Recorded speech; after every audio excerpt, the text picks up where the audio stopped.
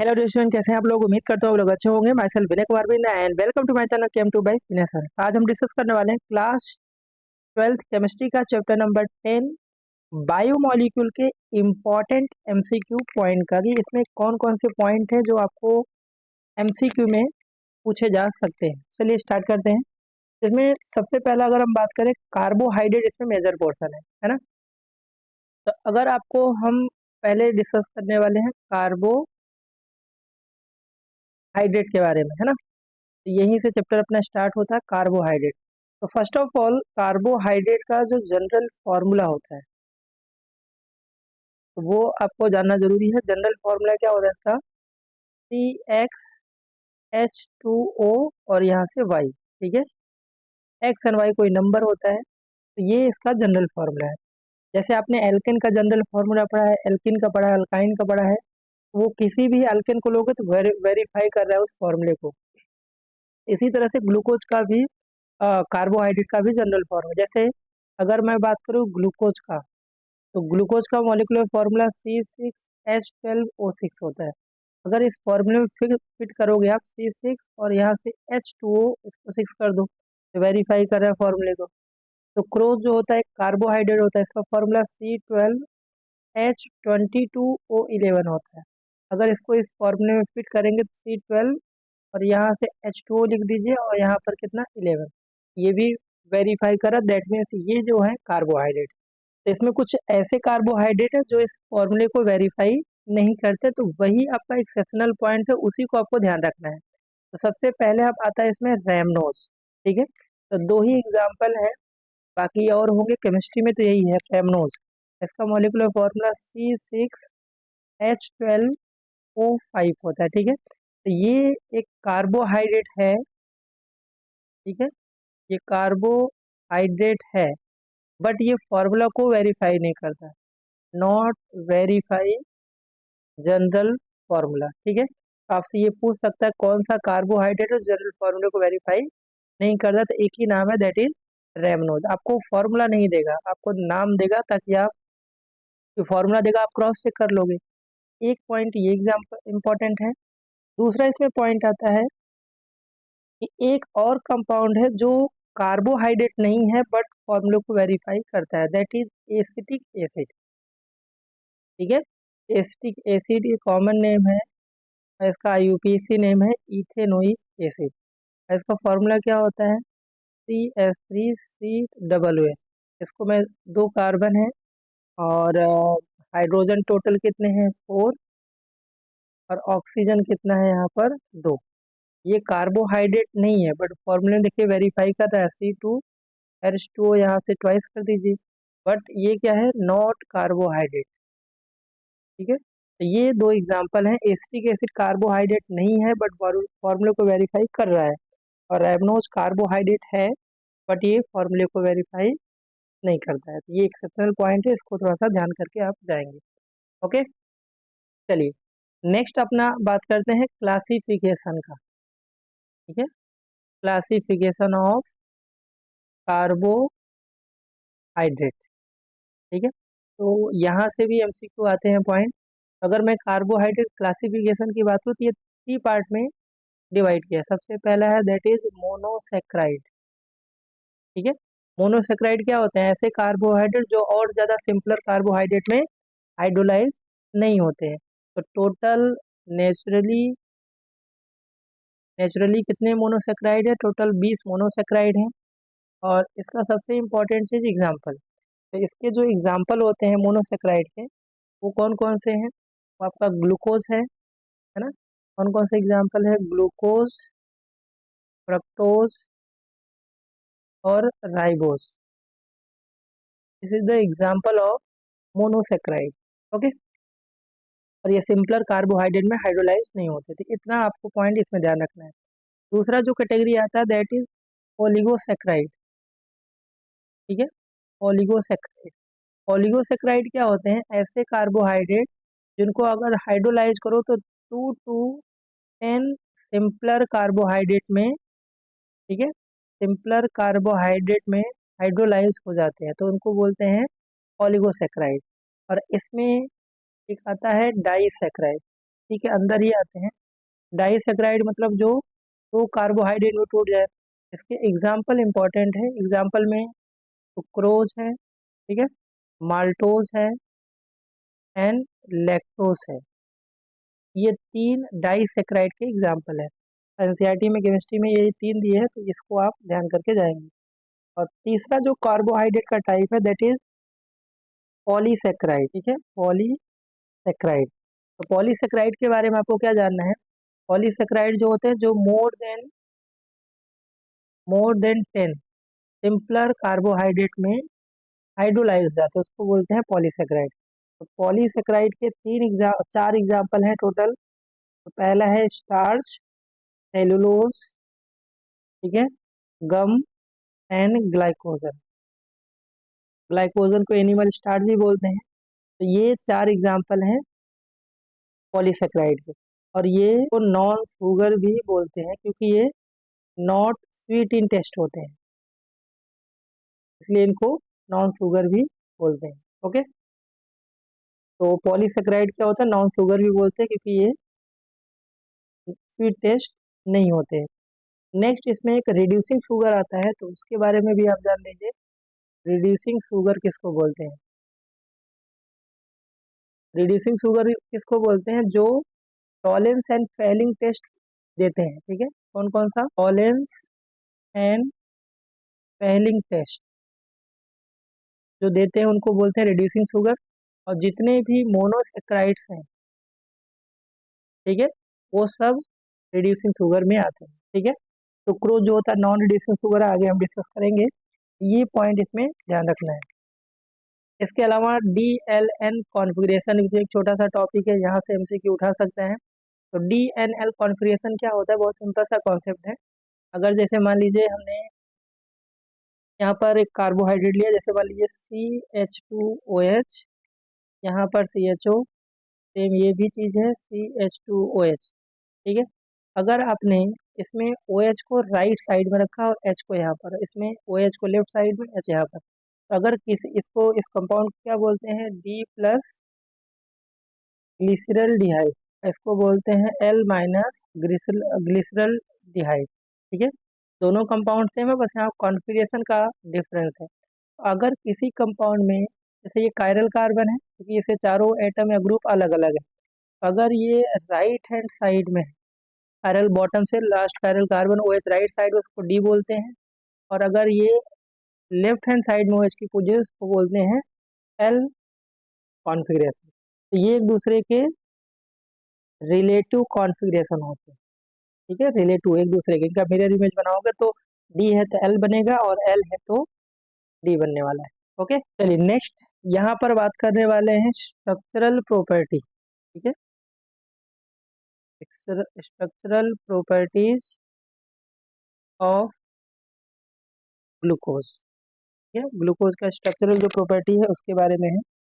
तो ग्लूकोज के जो स्ट्रक्चर है, चार पांच प्रॉपर्टी दिया, वो थ्योरी में भी आते हैं और एमसीक्यू में भी आते हैं।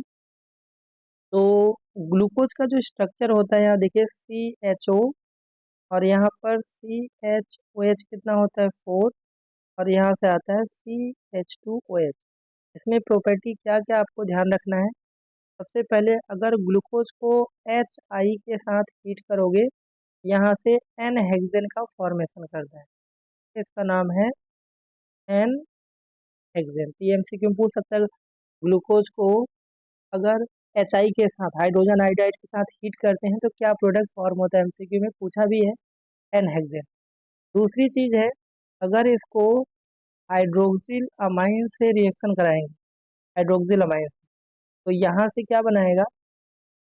यहाँ से ये जो CHO ग्रुप है, CH, और यहाँ से डबल बॉन्ड, और यहाँ से NOH, और बाकी जो ग्रुप होगा वो सेम टू सेम ऐसे ही रहेंगे, और इस कंपाउंड को बोलते हैं ऑक्सीजन, ठीक है। और दूसरा, अगर इसको HCN से रिएक्शन कराएंगे तो CO ग्रुप पे अटैक करता है, यहाँ से CN एक आ जाएगा, यहाँ से OH, और बाकी जो एटम या ग्रुप हैं वो सेम टू ऐसे होंगे। इस कंपाउंड को बोलते हैं साइनोहाइड्रिन। और ये दोनों रिएक्शन इस बात को कंफर्म करते हैं CO ग्रुप, ग्लूकोज में कार्बोनाइल ग्रुप प्रेजेंट है। ठीक है, ये थ्योरी में भी कई बार पूछा है, तो आप पढ़ के जाएंगे अच्छे से, है ना, क्योंकि थ्योरी का भी पार्ट है और MCQ का भी पार्ट है। नेक्स्ट अगर मैं इसमें बात करूं, अगर आपको इसको ब्रोमीन वाटर के साथ रिएक्शन कराओगे, ब्रोमीन वाटर के साथ, तो ब्रोमीन वाटर में क्या करता है, ये CHO ग्रुप को ऑक्सीडाइज करता है कार्बोक्सिलिक में, बाकी सब ऐसे ही रहने वाले हैं। यहाँ पर CH2H, इसको बोलते हैं ग्लूकोनिक एसिड। क्या बोलते हैं? Gluconic acid. और ये कंफर्म करता है कि ग्लूकोज में एल्डिहाइड ग्रुप प्रेजेंट है। सीधा सा थ्योरेटिकल 2 मार्क्स में ऐसे आएगा, right the reaction of glucose which confirm the presence of aldehyde group in glucose. तो आपको सिर्फ यही रिएक्शन लिखना है ना। इसमें और भी है, 5OH ग्रुप का भी है। अगर आपने ग्लूकोज को, ठीक है, जो स्ट्रक्चर था अपना CHOH और ये 4 और यहाँ से CH2OH, अगर इसको आपने एसिटिक एनहाइड्राइड के साथ रिएक्शन कराया, एसिटिक एनहाइड्राइड के साथ, तो ये जो बनाता है CHO group same to same ऐसे ही रहेगा, और यहाँ पर CH ऑक्सीजन, और ये जो एनहाइड्राइड ग्रुप वो आके यहाँ जुड़ जाएगा, H को हटा के O, और यहाँ से COCH3, और इसको ये ग्रुप क्या कंफर्म करता है, 5OH ग्रुप क्या है ग्लूकोज में प्रेजेंट है ना। और इसके बाद सिंपल से इसका ऑक्सीडेशन कराते हैं HNO3 के प्रेजेंस में, तो टर्मिनल जो कार्बन है उसको ये ऑक्सीडाइज कर देता CAA, और इस एसिड को बोलते हैं सैक्रिक एसिड। ठीक है, तो ये आपका MCQ थ्योरी से दोनों से रिलेटेड है, तो इसमें आप कोई रिस्क नहीं लेंगे, इसको पढ़ के ही आपको एग्जाम में जाना है। ओके, चलिए आगे बढ़ते हैं। इसमें नेक्स्ट हम जो बात करने वाले हैं दैट इज डाइसैक्राइड का, है ना। तो डाइसैक्राइड जो होते हैं, तो डाइसैक्राइड में 3 एग्जाम्पल आए थे, ग्लूकोज, माल्टोज एंड लैक्टोज। आपको ये जानना है, तो पहला जो एग्जाम्पल है दैट इज सुक्रोज। तो सुक्रोज के बारे में क्या पॉइंट जानना है कि सुक्रोज को अगर आपने हाइड्रोलाइज किया, ठीक है, हाइड्रोलाइज इन एसिडिक मीडियम में, ये किस में टूटता है, ये टूटता है अल्फा डी ग्लूकोज में, प्लस यहाँ से बीटा डी फ्रक्टोज में ये टूट जाता है। वैसे ग्लूकोज फ्रक्टोज आपको याद होगा, बट आपको ये ध्यान रखना कि ये alpha D glucose and beta D fructose में ये हाइड्रोलाइज होता है।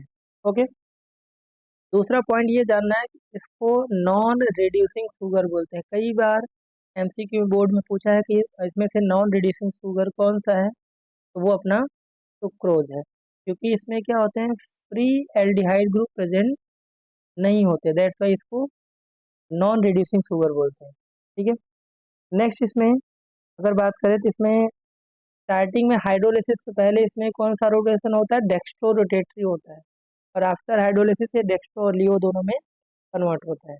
ये आपका मोनो डाइसैक्राइड का पहला एग्जाम्पल। दूसरा अगर बात करें, तो इसमें आपने पढ़ा होगा माल्टोज के बारे में। ठीक है, तो माल्टोज को अगर हाइड्रोलाइज करो, तो हाइड्रोलाइज करेंगे तो ये 2 मोल अल्फा डी प्लस ग्लूकोज का फॉर्मेशन करता है। ठीक है, अल्फा डी ग्लूकोज का, और ये कैसा शुगर है, ये एक रिड्यूसिंग शुगर होता है। ठीक है, रिड्यूसिंग शुगर होता है। और नेक्स्ट जो है इसमें है, तीसरा जो है दैट इज लैक्टोज। तो लैक्टोज को अगर आप हाइड्रोलाइज कराएंगे, ये इसमें बीटा डी ग्लैक्टोज प्लस ये बीटा डी ग्लूकोज में टूटता है, beta D galactose and beta D glucose में। और लैक्टोज किसको, मिल्क शुगर को भी बोलते हैं, क्योंकि ये मिल्क में प्रेजेंट होता है, इसको मिल्क शुगर भी बोलते हैं, और ये एक रिड्यूसिंग शुगर होता है। ठीक है, माल्टोज एंड लैक्टोज जो होते हैं वो रिड्यूसिंग शुगर होते हैं। ओके, नेक्स्ट जो बात करते हैं दैट इज पॉलीसेक्राइड के बारे में। तो पॉलीसेक्राइड जो होता है उसमें 3 एग्जाम्पल आपने पढ़ा है, चलिए बताइए फटाफट कौन सा पढ़ा आपने। स्टार्च देखा, इसके अलावा सेलुलोज होता है इसी के एग्जाम्पल में, इसके अलावा गम, और एक होता है ग्लाइकोजन। ये 4 जो एग्जाम्पल हैं वो पॉलीसेक्राइड के एग्जाम्पल है। ओके, अब इसमें वन बाय वन बात करते हैं। सबसे पहले हम बात करते हैं स्टार्च का। ठीक है, जिसमें प्लांट्स के रूट्स होते हैं इसमें ये स्टार्च प्रेजेंट होता है। और स्टार्च में दो कंपोनेंट होते हैं। ठीक है, एक होता है अमाइलोज और दूसरा होता है अमाइलोपेक्टिन। ठीक है, अमाइलोज और अमाइलोपेक्टिन। तो अमाइलोज में 15 to 20% स्टार्च होता है और इसमें 80 to 85% स्टार्च होता है। डिफरेंस भी आ सकता है 2 मार्क्स में। दूसरा पॉइंट आप लिख सकते हैं कि इसमें जो होता है ये होता है जो अमाइलोज होता है ये स्ट्रेट चेन होता है। चेन स्ट्रेट चेन होता है किसके, अल्फा डी ग्लूकोज का। ठीक है, इसमें C1OC4 ग्लाइकोसिडिक लिंकेज और 200 से 1000 अल्फा डी ग्लूकोज का इसमें स्ट्रेट चेन होता है। बट अगर यही बात करें अमाइलोपेक्टिन पे, इसमें क्या होता है, हाईली ब्रांच होता है, ब्रांच चेन होता है और वो भी इसमें भी अल्फा डी ग्लूकोज का ही होता है। ठीक है, और इसमें दो तरह के ग्लाइकोसाइडिक लिंकेज है, एक तो C1OC4 होता है और इसके अलावा C1OC6 होता है। दो ग्लाइकोसिडिक लिंकेज होते हैं। ये अमाइलोज जो होता है वो सॉल्यूबल होता है वाटर में, ये वाटर सॉल्यूबल होता है। और बड़ा नाम है तो यहाँ पर इनसॉल्यूबल होगा वाटर में। ठीक है, तो ये 2 मार्क्स का भी क्वेश्चन है और प्लस यहाँ से MCQ भी चांस है। चलिए आगे बढ़ते हैं। नेक्स्ट अपना जो है सेलुलोज के बारे में। ठीक है, सेलुलोज। तो सेलुलोज के बारे में ज़्यादा पॉइंट नहीं है। सबसे पहले ये प्लांट्स में प्रेजेंट होता है, ये आपको क्लियर होना चाहिए। दूसरा इसमें स्टार्च में जो होता है वो पेड चेन होता है, paid chain of beta D glucose का होता है। इसमें डायरेक्ट बीटा डी ग्लूकोज और इसमें ग्लाइकोसिडिक लिंकेज C1OC4 होता है। कौन सा लिंकेज होता है, ग्लाइकोसिडिक लिंकेज। आपने स्ट्रक्चर पढ़ा होगा तो इसमें ग्लाइकोसिडिक लिंकेज C1OC4 होता है। ओके, नेक्स्ट इसमें जो लास्ट पॉलीसेक्राइड में है दैट इज ग्लाइकोजन है। ठीक है, ग्लाइकोजन, इससे रिलेटेड कई बार क्वेश्चन पूछा है। तो सबसे पहले इसमें पहला पॉइंट ये, ग्लाइकोजन को एनिमल स्टार्च भी बोलते हैं। क्या बोलते हैं, एनिमल स्टार्च बोलते हैं। दूसरा पॉइंट आप ध्यान रखिए, इसमें हाईली ब्रांच होता है। ठीक है, हाईली ब्रांच चेन स्ट्रक्चर, मतलब अगर ब्रांच का मैं ऑर्डर बोलूँ तो सबसे ज़्यादा glycogen, then amylopectin, then amylose होता है। ये अमाइलोपेक्टिन से भी ज़्यादा इसमें ब्रांच होता है। ओके, नेक्स्ट पॉइंट की बात करें कि ये इसका जो स्ट्रक्चर होगा इसके सिमिलर होता है, सिमिलर टू अमाइलोपेक्टिन जो होता है स्टार्च में, इसके स्ट्रक्चर के लगभग सिमिलर होता है ना। बट हाईली ब्रांच कौन, ग्लाइकोजन ही होता है। और ये प्रेजेंट कहाँ होता है, ये प्रेजेंट होता है कहाँ कहाँ, ये लीवर में प्रेजेंट होता है, इसके अलावा मसल्स में प्रेजेंट होता है, इसके अलावा ये ब्रेन में प्रेजेंट होता है। ये तो एनिमल में ही वो स्पेस है। उसके अलावा ये ईस्ट एंड फंगी में भी ये प्रेजेंट होता है। ये कुछ इसके सोर्स हो गए। ओके, ये सोर्स इंपॉर्टेंट है, इसको भी आप यहाँ से देखते जाएंगे। चलिए नेक्स्ट हम बात करते हैं प्रोटीन का। ये कार्बोहाइड्रेट से इतने रिलेटेड पॉइंट हुए, अब आते हैं प्रोटीन में। तो प्रोटीन होता क्या है, पॉलीमर होता है किसका,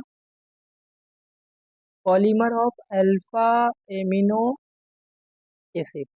तो protein is a polymer, polymer किसका होता है, अल्फा एमिनो एसिड इसका मोनोमर होता है। दूसरी चीज यहाँ पर है अल्फा एमिनो एसिड से रिलेटेड। अल्फा एमिनो एसिड क्या होता है, इसका जो स्ट्रक्चर होता है कार्बन और यहाँ से COOH और यहाँ से NH2 होता है। ओके, इसमें देखिए कार्बोक्सिलिक ग्रुप है, फंक्शनल ग्रुप और अमाइन ग्रुप।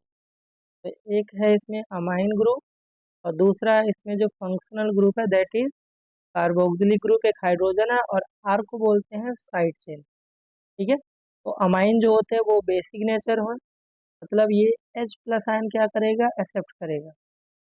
और ये एसिडिक नेचर है और एसिड क्या होता है H प्लस, यहाँ से क्या होगा डोनर, इसलिए एक्वस मीडियम में एम्फोटेरिक बिहेवियर शो करता है। ठीक है, alpha beta gamma and delta 4 type के यहाँ पर एमिनो एसिड होते हैं। ठीक है, इसमें से इम्पोर्टेंट कौन है, अल्फा एमिनो। नेक्स्ट इसमें ध्यान रखिए क्लासिफिकेशन ऑफ एमिनो एसिड में, तो क्लासिफिकेशन एमिनो एसिड में ये वैसे थ्योरेटिकल भी पॉइंट है। तो दो टाइप के होते हैं, एक होता है नॉन एसेंशियल एमिनो एसिड। ठीक है, नॉन एसेंशियल एमिनो एसिड क्या होते हैं, जो हमारी बॉडी में सिंथेसाइज होते हैं। ठीक है, सिंथेसाइज इन बॉडी, जस्ट उल्टा होता है, जो हमारी बॉडी में सिंथेसाइज होते हैं उसको बोलते हैं क्या, उसको बोलते हैं नॉन एसेंशियल। और दूसरा अगर मैं बोलूँ कि यहाँ पर एसेंशियल फिर क्या होते हैं, एसेंशियल एमिनो एसिड, जो हमारी बॉडी में क्या होते हैं, नॉट सिंथेसाइज। ठीक है, not synthesize in our body, उसको बोलते हैं एसेंशियल। ओके, और इसमें एक नोट में है ग्लाइसिन के बारे में। ये ग्लाइसिन जो एमिनो एसिड है, अल्फा एमिनो एसिड, ये क्या होता है, टोटल आप बुक में 20 एमिनो एसिड का दिया हुआ है टेबल में, इसमें एक जो है GLY ग्लाइसिन का सिंबल है, इकलौता एमिनो एसिड है जो ऑप्टिकली इनएक्टिव होता है। ठीक है, ऑप्टिकली इनएक्टिव, इसीलिए ये क्वेश्चन पूछता है ऑप्टिकली इनएक्टिव होता है, दैट मीन्स इसमें कायरल कार्बन होते हैं या नहीं होते हैं, कोई chiral carbon, no chiral carbon, ऐसा कंपाउंड जिसमें कायरल कार्बन नहीं होते हैं उनको बोलते हैं ऑप्टिकली इनएक्टिव। अगर मैं इसके स्ट्रक्चर की बात करूँ तो यहाँ पर क्या होता है, कार्बन से COOH NH2 होता है और बाकी दो हाइड्रोजन होते हैं, ये इसका स्ट्रक्चर है। आप ध्यान से देखो यहाँ पर दोनों सेम, इस कार्बन से दो सेम एटम है, तो ये मतलब कायरल कार्बन नहीं है, दैट्स वाई ये ऑप्टिकली इनएक्टिव होता है। ठीक है,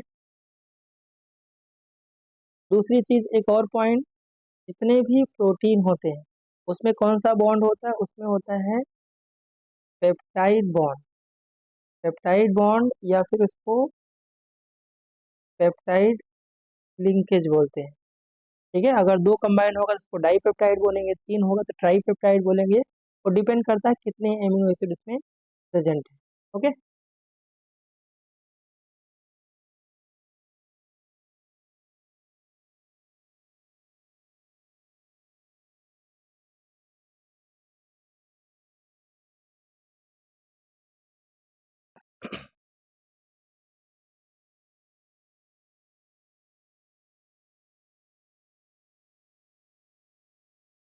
नेक्स्ट जो पॉइंट है that is fibrous and globular protein.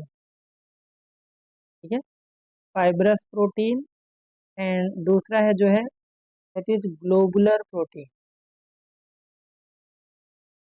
ये भी आपका थ्योरेटिकल पॉइंट ही है और प्लस यहाँ से MCQ भी आपसे पूछ लेता है ना। अगर मैं बात करूँ फाइब्रस प्रोटीन का, तो बताइए फाइब्रस प्रोटीन क्या होता है। सबसे पहला बात, इसमें बॉन्ड कौन सा होता है, इसमें होता है hydrogen bond and disulphide bond होता है। MCQ में पूछ सकता है कौन सा उसमें बॉन्ड प्रेजेंट होता है। दूसरी चीज फाइब्रस प्रोटीन का, ये फाइबर लाइक स्ट्रक्चर होता है। ठीक है, फाइबर नाम ही है, फाइबर लाइक स्ट्रक्चर होगा। दूसरा ये क्या होता है, इनसोल्यूबल होता है, इनसोल्यूबल इन वाटर। और नेक्स्ट जो पॉइंट है इसके एग्जाम्पल इम्पॉर्टेंट है।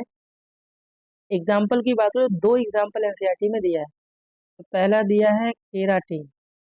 ठीक है, केराटिन कहाँ होता है, ये प्रेजेंट होता है हेयर में, ऊल में एंड सिल्क में। कहाँ कहाँ, हमारे हेयर में होता है, ऊल में होता है और सिल्क में प्रेजेंट होता है। इसके अलावा एक है मायोसिन। मायोसिन कहाँ पर होता है, ये मसल्स में प्रेजेंट होता है। तो ये केराटिन और मायोसिन फाइब्रस प्रोटीन के ही एग्जाम्पल है। ओके, ये पॉइंट आप ध्यान रखेंगे। अगर मैं बात करूँ ग्लोबुलर प्रोटीन में, तो इसमें क्वाइल्ड स्फेरिकल ज्योमेट्री होता है, इसका शेप होता है क्वाइल्ड स्फेरिकल शेप होता है। दूसरी चीज इस ये सॉल्यूबल होते हैं, सॉल्यूबल इन वाटर। और तीसरा चीज इनका एग्जाम्पल है, इसमें एक तो है इंसुलिन। ठीक है, और दूसरा दिया है एल्बुमिन। तो ये इसके एग्जाम्पल हैं ग्लोबुलर प्रोटीन। और जितने भी एंजाइम्स होते हैं ऑलमोस्ट वो ग्लोबुलर प्रोटीन में भी आते हैं, तो ये भी आप थोड़ा सा ध्यान रखें। आपसे पूछ सकते हैं इंसुलिन किस तरह का प्रोटीन है, ग्लोबुलर प्रोटीन। तो चलिए नेक्स्ट बात करते हैं, यहाँ पर अपना है डीनेचुरेशन ऑफ प्रोटीन। तो डीनेचुरेशन ऑफ प्रोटीन आपका थ्योरेटिकल पॉइंट भी है और प्लस एमसीक्यू है। तो डीनेचुरेशन ऑफ प्रोटीन क्या है? The process of destroying biological activity of protein. तो इसमें क्या करते हैं, प्रोटीन की जो बायोलॉजिकल एक्टिविटी है वो डिस्ट्रॉय होता है, ठीक है। इसको शॉर्ट में अगर लिखें तो डिस्ट्रॉइंग बायोलॉजिकल, ठीक है, बायोलॉजिकल एक्टिविटी ऑफ प्रोटीन, ठीक है, activity of protein by change in temperature, physical change में चेंज इन टेम्परेचर या फिर पीएच एसिडिक मीडियम में, तो इसी प्रोसेस को बोलते हैं क्या? Denaturation of protein. तो बायोलॉजिकल एक्टिविटी प्रोटीन के डिस्ट्रॉय करना by physical change like temperature and pH, इसी को बोलते हैं डीनेचुरेशन ऑफ प्रोटीन, ठीक है। तो डेफिनेशन क्लियर है। अब नेक्स्ट इसमें बात करते हैं कि डीनेचुरेशन ऑफ प्रोटीन से प्राइमरी स्ट्रक्चर ऑफ प्रोटीन पे कोई इफेक्ट नहीं आता, ठीक है। इसमें जो प्राइमरी स्ट्रक्चर है, प्राइमरी स्ट्रक्चर ऑफ प्रोटीन, उस पर क्या होएगा? नो इफेक्ट, उस पर कोई इफेक्ट नहीं होगा। बट इससे जो सेकेंडरी एंड टर्सरी स्ट्रक्चर है प्रोटीन का, वो क्या हो जाएगा? डिस्ट्रॉय हो जाएगा।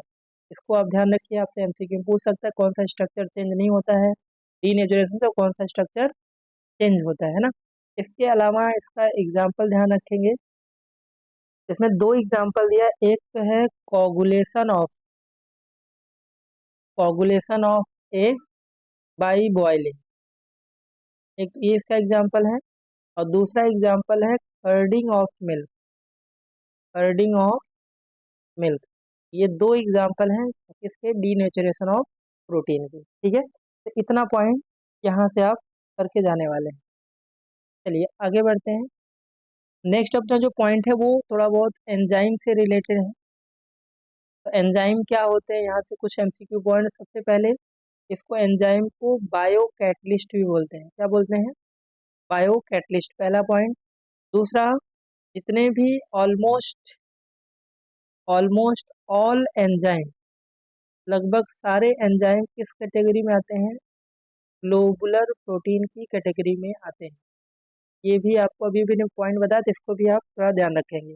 और पर्टिकुलर प्रोडक्ट के लिए पर्टिकुलर एंजाइम होता है ना, तो स्पेसिफिक प्रोडक्ट अगर आपको बनाना है, specific product for specific enzyme, तो स्पेसिफिक आपको एंजाइम चाहिए, कोई भी एंजाइम नहीं चलेगा। फॉर एग्जांपल, अगर आपको माल्टोज से ग्लूकोज बनाना है तो माल्टेज एंजाइम ही चाहिए, ठीक है। एनसीईआरटी में दिया है माल्टेज का फॉर्मूला C12H22O11 होता है। अगर इसको आपको ग्लूकोज में कन्वर्ट करना है तो वहाँ पर कौन सा एंजाइम चलेगा? माल्टेज एंजाइम ही चलेगा, और कोई एंजाइम इन्वर्टेज जाइमेज ये सब काम नहीं करने वाला। इस पॉइंट का यही मतलब है कि पर्टिकुलर प्रोडक्ट ऑप्टेन करना है तो पर्टिकुलर एंजाइम भी आपको चाहिए, ठीक है। इसमें एक टर्म और है, that is oxido reductase enzyme. Oxido reductase enzyme क्या होते हैं? तो ऑक्सीडो रिडक्टेज एंजाइम क्या होते हैं? ऐसे एंजाइम जो एक मॉलिक्यूल को क्या करता है?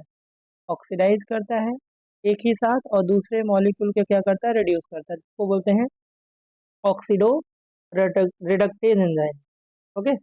और इसमें एक छोटा सा और पॉइंट है, उसको भी यहाँ पर कवर कर लेते हैं। जैसे सुक्रोज का अगर आप हाइड्रोलिसिस कराओ, ठीक है, तो उसमें जो एनर्जी चाहिए 6.22 किलो जूल पर मोल चाहिए उसको विदाउट एंजाइम यूज करने, ठीक है। ये जो एनर्जी है एक्टिवेशन एनर्जी, इसको बोलते हैं एक्टिवेशन एनर्जी। ये है विदाउट एंजाइम। और अगर विथ एंजाइम करेंगे तो इसमें 2.2 किलो जूल अप्रोक्स में एंजाइम चाहिए। तो ये है जो है विथ एंजाइम। एंजाइम में थोड़ा सा ये वैल्यू याद रखिए, जब एंजाइम लेते हैं तो वो क्या करता है? एक्टिवेशन एनर्जी को घटा देता है। जैसे आपने कैटलिस्ट में पढ़ा हुआ है, कैटलिस्ट क्या करता है? एक्टिवेशन एनर्जी को डिक्रीज करता है। तो वैसे ये भी क्या करता है? एक्टिवेशन एनर्जी को डिक्रीज कर देता है। नेक्स्ट यहाँ पर जो टॉपिक है, यहाँ से 100% आपको क्वेश्चन मिलने वाला है ना। इसके बारे में डिस्कस करते हैं, दैट इज अपना है विटामिन। ठीक है,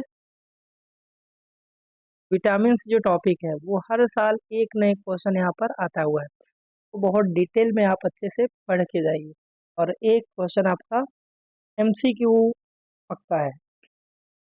विटामिन को दो टाइप से डिवाइड किया था, एक तो है फैट सोल्यूबल या फिर ऑयल सोल्यूबल विटामिन, और दूसरा जो कैटेगरी है that is water soluble vitamin. दो कैटेगरी है, fat soluble and water soluble. तो फैट सोल्यूबल विटामिन क्या होता है, जो फैट में सोल्यूबल होते हैं। इसमें कौन कौन सा विटामिन है, vitamin A, vitamin E, vitamin D और विटामिन ए। इसको शॉर्ट में कीड़ा आप याद रखिए, कीड़ा जो है वो फैट सोल्यूबल है। और क्या पॉइंट इसमें ध्यान रखना है, इस विटामिन को यह स्टोर कहाँ पर होता है, ये लीवर में स्टोर होता है, और ये फैट में भी स्टोर होता है, इसीलिए इसको एडिपोज बोलते हैं, और ये फैट स्टोरिंग टिश्यू भी इसको बोलते हैं। तो इतना आपको इसमें ध्यान रखना है। वाटर सोल्यूबल विटामिन में vitamin B and vitamin C. अब बी के अंदर जाएंगे तो B1 आता है, B2 आता है, B6 आता है, B12 आता है। ये सब विटामिन क्या होते हैं, वाटर सोल्यूबल विटामिन होते हैं। और वाटर सोल्यूबल जो विटामिन होते हैं, इसको हमें रेगुलरली डाइट में लेना होता है। ठीक है, रेगुलर इन डाइट, क्योंकि ये क्या होते हैं, यूरिन के थ्रू ये एक्सक्रीट हो जाते हैं, इसलिए इनको डाइट में रेगुलर लेते हैं। अच्छा, एक विटामिन B12 को छोड़कर, एक्सेप्ट B12, ये हमारी बॉडी में क्या होता है, यूरिन के थ्रू पास नहीं होता है। तो ये जो विटामिन है बॉडी में स्टोर होता है, इसलिए ये यूनिक हो गया। आपसे पूछ सकता है कौन सा वाटर सोल्यूबल विटामिन हमारी बॉडी में स्टोर होता है, तो B12 को आपको ध्यान रखना है। ओके, चलिए आगे बढ़ते हैं। अब नेक्स्ट जो इसमें विटामिन से रिलेटेड लास्ट जो है वो है, आपने टेबल पढ़ा होगा, कौन सा विटामिन से क्या केमिकल नेम है, उससे कौन सा डिजीज होता है, वो भी बहुत काम का है। यहाँ पर मैं लिख रहा हूँ विटामिन, और यहाँ पर मैं लिख रहा हूँ कि उनसे डिजीज क्या होते हैं। ठीक है, तो ये आपको थोड़ा सा ध्यान रखना है। तो वन बाय वन डिस्कस करते हैं। सबसे हम पहले बात करते हैं विटामिन ए का। ठीक है, विटामिन ए का कोई केमिकल नेम नहीं दिया है, बट इससे जो डिजीज होता है वो होता है जेरोप्थेल्मिया। ठीक है, जेरोप्थेल्मिया डिजीज होता है, इसमें क्या होता है, हार्डेनिंग ऑफ कार्निया। ठीक है, हार्डेनिंग ऑफ कार्निया, या फिर इससे नाइट ब्लाइंडनेस होता है। तो आंख वाली जितनी भी बीमारी है वो विटामिन ए की कमी से यहाँ पर होता है। दूसरा अगर बात करें B1, तो B1 का केमिकल नेम दिया हुआ है, तो केमिकल नेम इसका जो है थायमाइन है, ये आपको ध्यान रखना है, थायमाइन है ना। B1 विटामिन का नाम थायमाइन है, और इससे जो डिजीज होता है that is beriberi disease. कौन सा, बेरी बेरी डिजीज होता है। इसके अलावा B2 जो विटामिन है, इसका भी केमिकल नेम दिया दैट इज राइबोफ्लेविन। इसका केमिकल नेम है राइबोफ्लेविन, और इससे जो डिजीज होता है वो होता है चिलोसिस। ठीक है, चिलोसिस डिजीज होता है। नेक्स्ट अगर हम बात करें यहाँ पर B6, तो B6 का भी यहाँ पर केमिकल नेम है पायरिडॉक्सिन। ठीक है, दवा जैसे नाम लग रहे हैं, पायरिडॉक्सिन, और इससे जो होता है कॉन्वोल्यूशन। ठीक है, तो ये आपका है। अब इसको याद कैसे करो, देखो पहले आपको ऑब्वियस सी बात है, 1 आएगा, 2 आएगा, 6 आएगा और B12 आता है ना। इसको याद कैसे करेंगे, क्योंकि आपको ऑप्शन तो दिया रहेगा ना, बस वहां से आपको दिमाग लगाना है। एक B12 भी होता है, उसका केमिकल नेम नहीं दिया, बस उसका डिजीज कौन सा होता है, उससे जो डिजीज होता है उसको क्या लिखा है, परनीसियस। परनीसियस दैट मीन्स उसमें आरबीसी की क्या होता है, डिफिशियंसी हो जाता है ब्लड में। ठीक है, परनीसियस उसी को बोलते हैं। तो केमिकल नेम इन्हीं का दिया है, तो आप इसको ट्रिक से कैसे याद रखते हैं, अब याद करिए, TRP। क्या याद रखेंगे, TRP। तो आपको एक वर्ड अगर मिल जाएगा तो ऑप्शन तो मिल जाएगा TRP, मतलब B1 थायमाइन, और से राइबोफ्लेविन, और पी से पायरिडॉक्स, जैसे सीरियल का TRP होता है वैसे आप याद रखिए, 1 2 6 है तो TRP आप याद रखेंगे तो मैचिंग टाइप का कैसा भी क्वेश्चन आएगा आपसे बन जाएगा। ओके, नेक्स्ट जो कुछ विटामिन है, अगर मैं बात करूँ विटामिन सी का, विटामिन सी का एक इकलौता एसिडिक नेम है, इसको बोलते हैं स्कॉर्बिक एसिड।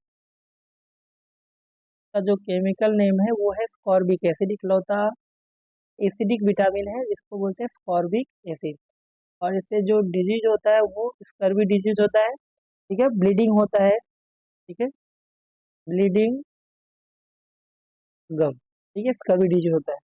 नेक्स्ट अगर बात करें विटामिन डी का, तो विटामिन डी का कोई केमिकल नहीं दिया, बट इससे जो डिजीज होता है वो होता है रिकेट्स। ये बच्चों में होता है रिकेट्स रोग, ठीक है, कौन सा होता है, रिकेट। तो रिकेट्स जो होता है इससे बोन सॉफ्ट होते हैं, ठीक है, बोन सॉफ्ट होते हैं, जिन जिनमें विटामिन डी की कमी होती है उनका बोन क्या होता है, सॉफ्ट होता है। नेक्स्ट आता है विटामिन ई। विटामिन ई की कमी से होता है इंक्रीज आरबीसी, ठीक है, आरबीसी इसमें डिग्री होती है, मतलब इसमें मस्कुलर पेन जैसा होता है, ठीक है, मस्कुलर वीकनेस होता है, पेन होता है, वो विटामिन ई से।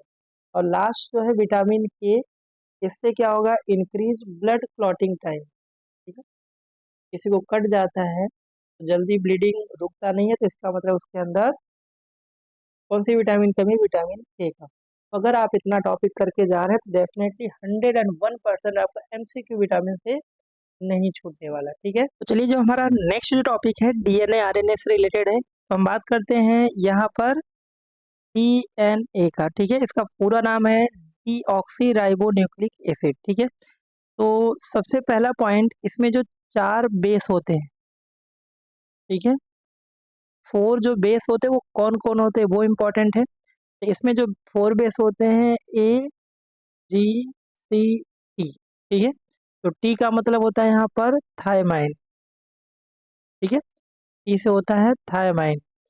इसके अलावा अगर बात करें सी से होता है साइटोसाइन, ठीक है, साइटोसाइन।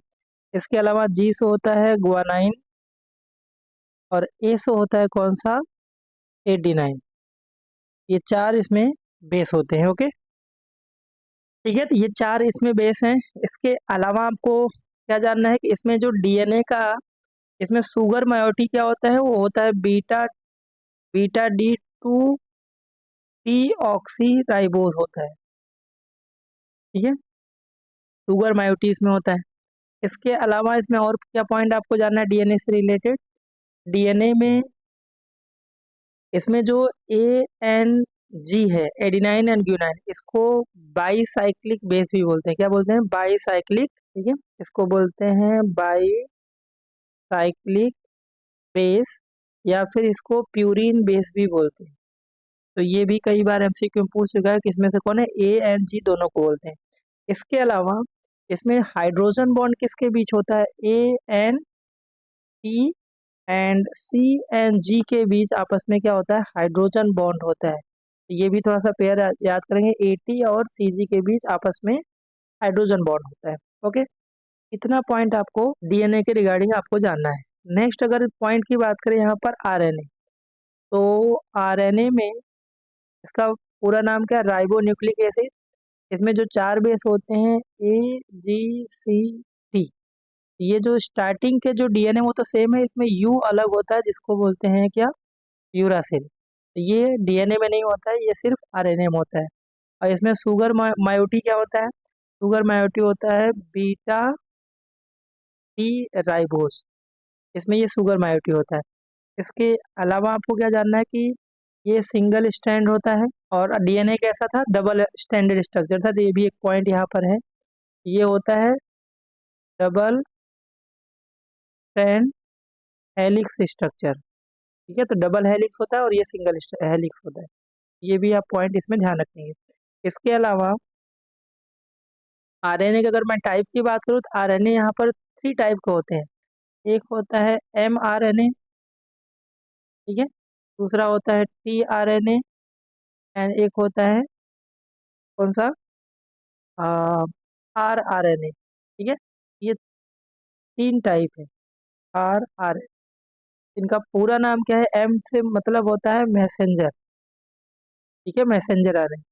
और टी से वो जो होता है उसका नाम क्या होता है, ट्रांसफर, ट्रांसफर। और आर से होता है कौन सा, राइबोसोमल, ठीक है, राइबोसोमल। ये 3 टाइप के आरएनए होते हैं, ठीक है। तो ये आपको पॉइंट यहाँ से डिस्कस करके जाना है डीएनए आरएनए से रिलेटेड। इसके अलावा कई बार बोर्ड में पूछा है न्यूक्लियोटाइड और न्यूक्लियोसाइड में, इस पॉइंट को भी देख लेते हैं। न्यूक्लियो जो टाइड होता है, इसमें सबसे पहले आपसे पूछेगा इसमें कौन सा बॉन्ड प्रेजेंट होता है। तो न्यूक्लियोटाइड में जो बॉन्ड होता है वो होता है फॉस्फोडाइस्टर लिंकेज होता है, ये कौन सा, फॉस्फोडाइस्टर डाइस्टर लिंकेज होता है, पहली बात। और किसके बीच होता है, ये भी इंपॉर्टेंट है, कार्बन का नंबर पूछा है, 5 और 3 कार्बन के बीच होता है। इसमें एक स्ट्रक्चरल फॉर्मूला स्ट्रेट चेन का है कि शुगर बीच में आएगा, उसके बाद बेस, उसके बाद यहाँ से आता है फॉस्फेट, ठीक है, और फिर से यहाँ से शुगर, फिर से फॉस्फेट, और शुगर से अटैच्ड होता है कौन सा, बेस।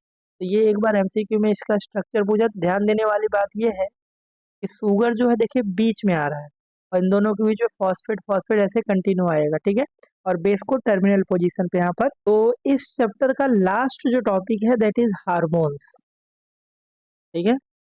हार्मोन से रिलेटेड एमसीक्यू क्वेश्चन है, इसमें थ्योरी का कोई चांस नहीं है। तो हार्मोन्स टॉपिक में जो एमसीक्यू पॉइंट है एक बार जरूर पढ़ के जाइए, लगभग हर साल क्वेश्चन यहाँ पर आता है। तो हार्मोन से रिलेटेड पहला पॉइंट ये, एक हार्मोन्स क्या होता है, ये बैलेंस करता है बायोलॉजिकल एक्टिविटी इन बॉडी।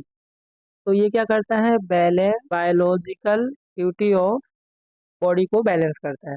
अब इसमें कुछ एग्जांपल है, जैसे अगर मैं बात करूँ इंसुलिन का, तो इंसुलिन कैसा प्रोटीन होता है, ग्लोबुलर प्रोटीन होता है, और ये क्या करता है, ब्लड ब्लड में ग्लूकोज लेवल को बैलेंस करता है, ठीक है। तो हमें इसे बैलेंस ग्लूकोज ब्लड, ऐसा कुछ है, कौन सा हार्मोन सोचा जो ब्लड में ग्लूकोज को बैलेंस करता है, तो आपका एक ही नाम आना चाहिए, दैट इज इंसुलिन, ठीक है।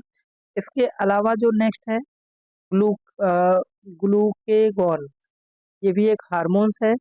ये क्या करता है, ये क्या करता है, इंक्रीज करता है glucose level in blood, increase glucose level in blood, ठीक है। बायो वाले बच्चे इन सबको अच्छे से डिटेल में जानते होंगे, बट अपने को केमिस्ट्री में बस थोड़ा सा नाम जानना है और उनका जो फंक्शन है और क्या इनका वर्क है हमारी बॉडी में, उसको आपको जानना है। बहुत ज़्यादा डिटेल में आपको जाने की ज़रूरत नहीं है, क्योंकि एमसीक्यू के लिए बस एक पॉइंट पकड़ में आना चाहिए, क्या ये इंक्रीज कर रहा है, ठीक है।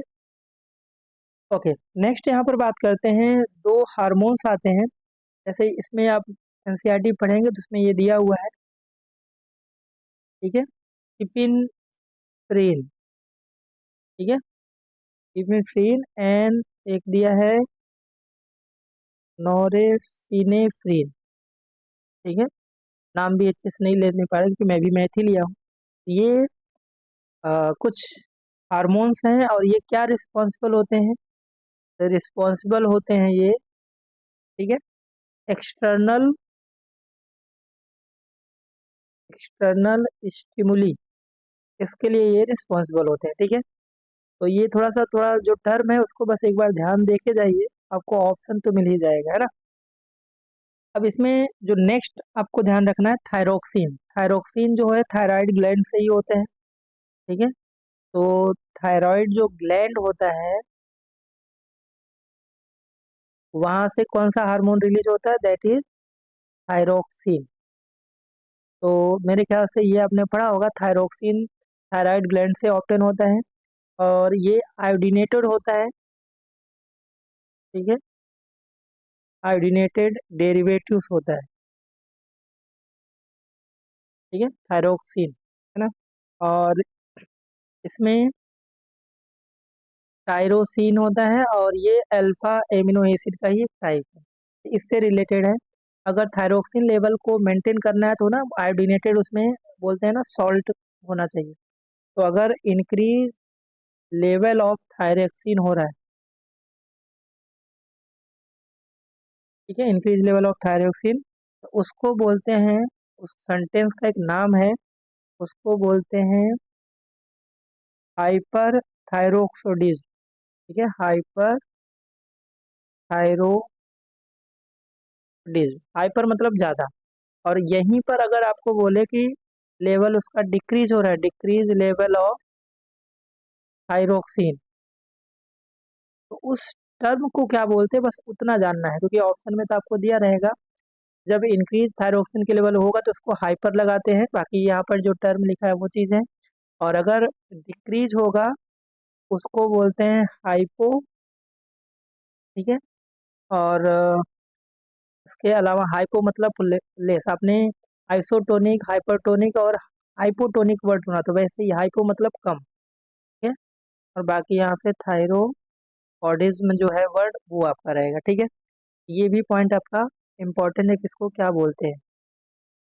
नेक्स्ट यहाँ पर अगर बात करें, और इसके थायरोक्सिन जो आयोडीन उसके लेवल को मेंटेन कैसे करते हैं, NaCl से। अब उसके बाद हम बात करते हैं स्टेरॉइड जो हार्मोन होता है एड्रिनल कॉर्टेक्स से ऑप्टेन होता है। एड्रिनल कॉर्टेक्स जो होता है वो स्टेरॉइड हार्मोन्स, स्टेरॉइड हार्मोन्स वहाँ से सीक्रेट होता है, ठीक है, एड्रिनल कॉर्टेक्स से स्टेरॉइड। अब यहाँ पर ये क्या काम करता है, ये हार्मोन का काम ये है, ये play important role in function of body में, ये इम्पोर्टेंट काम करता है। जिसमें कुछ एग्जाम्पल्स हैं, वो एग्जाम्पल आपको थोड़ा सा पढ़ के जाना है। एग्जाम्पल में क्या क्या है, सबसे पहले है ग्लूकोस्टेरॉइड्स,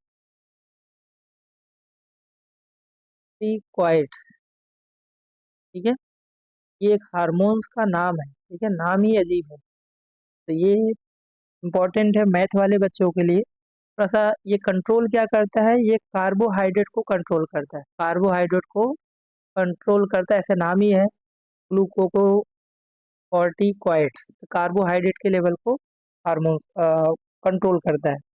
इसके अलावा हार्मोन्स रिलीज फ्रॉम गोनाइड जो होता है रिस्पॉन्सिबल फॉर सेकेंडरी, जो गोनाइड है, ठीक है, ये सेकेंडरी इसके लिए रिस्पॉन्सिबल होता है, सेकेंडरी सेक्स कैरेक्टर के लिए ये रिस्पॉन्सिबल होता है।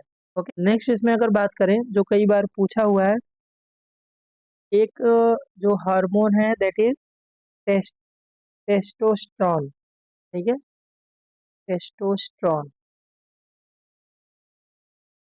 टेस्टोस्टेरोन जो होता है एक मेल में हार्मोन्स होता है, ठीक है, मेल में होता है, और ये किस लिए रिस्पॉन्सिबल होता है वो आपको बस जानना है। रिस्पॉन्सिबल किसके लिए होता है, डीप वॉइस के लिए होता है, ये आपने PYQ किया होगा तो ये आया हुआ है। डीप वॉइस जो भारी आवाज होता है इसी हार्मोन्स के कारण होता है। इसके अलावा फेशियल जो हेयर होते हैं उसके लिए भी ये टेस्टोस्टेरोन रिस्पॉन्सिबल होता है। और दूसरा अगर बात करें जो फीमेल में होता है वो दैट इज स्ट्रेडायोल, स्ट्रेडायोल, तो ये रिस्पॉन्सिबल होता है। ये पहली बात कहाँ पर होता है, फीमेल में ये हार्मोन्स प्रेजेंट होता है, और ये मेंस्ट्रुअल साइकिल साइकिल के लिए ये रिस्पॉन्सिबल हो जाती है। ये बस हार्मोन्स का थोड़ा नाम ध्यान रखेंगे, है ना। और एक लास्ट जो हार्मोन्स दिया हुआ है प्रोगेस्ट्रोन्स, इसको टर्म पकड़ के चलना है, और जो ऑप्शन दिया होगा ये उसी पे ध्यान रखना है, ठीक है। तो ये प्रोस्टेड्रोन जो होता है फर्टिलाइज एग जो होता है उसके लिए ये रिस्पॉन्सिबल होता है। तो मेरे ख्याल से जितना भी मैंने हार्मोन्स के टॉपिक डिस्कस किया है 101% इससे बाहर का MCQ आपका बायोमोलिक्यूल के हार्मोन से नहीं जाने वाला, ठीक है। तो आई होप इतनी मेहनत हो रही है आपके लिए, तो आपका फर्ज बनता है कि आप चैनल को लाइक से सब्सक्राइब करो, ज़्यादा से ज़्यादा शेयर करें, ठीक है। और आपके कमेंट से और सब्सक्राइब से हमें भी थोड़ा सा मोटिवेशन मिलता है, हमें भी अच्छा लगता है, तो और भी हम थोड़ा मेहनत से वीडियो बनाते हैं। तो उम्मीद करते हैं आपको वीडियो अच्छा लगा, मिलते हैं नेक्स्ट वीडियो लेक्चर में, थैंक यू।